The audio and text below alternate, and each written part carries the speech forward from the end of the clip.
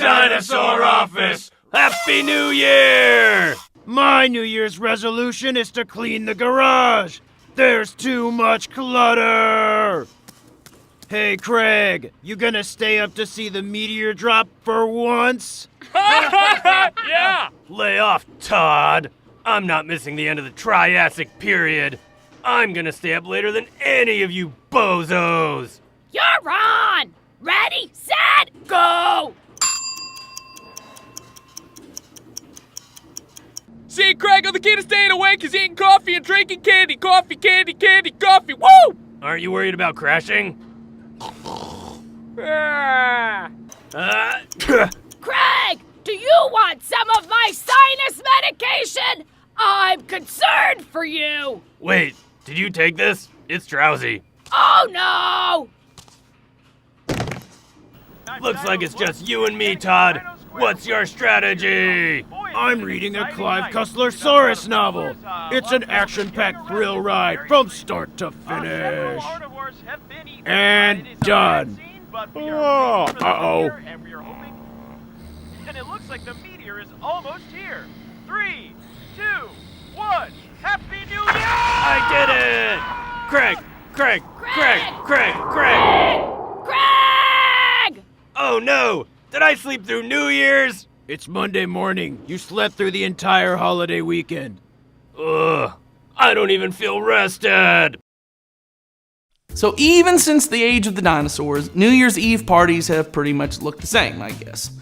Well, today as we start off a new year, I want to talk about one thing that most all of us do at the beginning of every year. Make New Year's resolutions. Many of us make commitments to do or accomplish something throughout the new year, and usually it's something to make our lives better. Read more books, or study better this year, or eat healthier.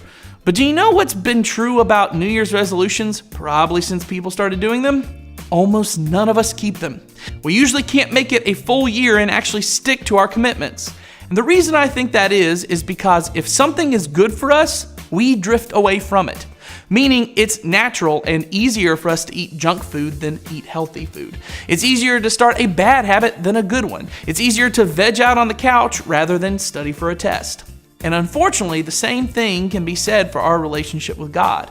Something that is the most important and best thing for us isn't always easy. It's easier to sleep in an extra 15 minutes than to get up and spend time with God. It's easier to lose our temper than to be patient like God wants us to.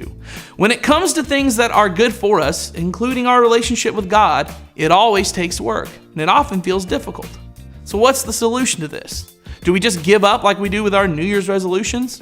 No, the solution to not drifting away from what's good for you is to not have to go through life on your own.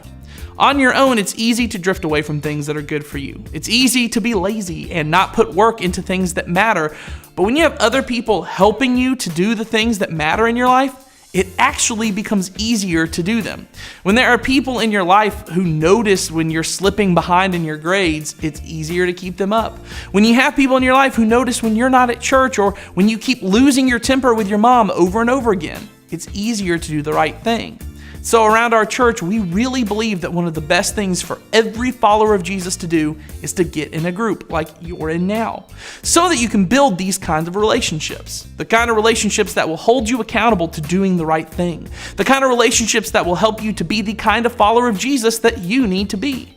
It's kind of like peer pressure, but in a good way. Normally peer pressure works to push you away from things that are good and holy for your life. But when you make sure that the people in your peer groups are people who also love God and are going to push you towards being more like Him, then it becomes easier to not drift away from the good things that He wants to develop in your life. So today in your groups, I want us to talk about why it matters that we build relationships with people who can push us towards being more like God and help keep us from drifting away from what matters most in our lives, and then we'll move on.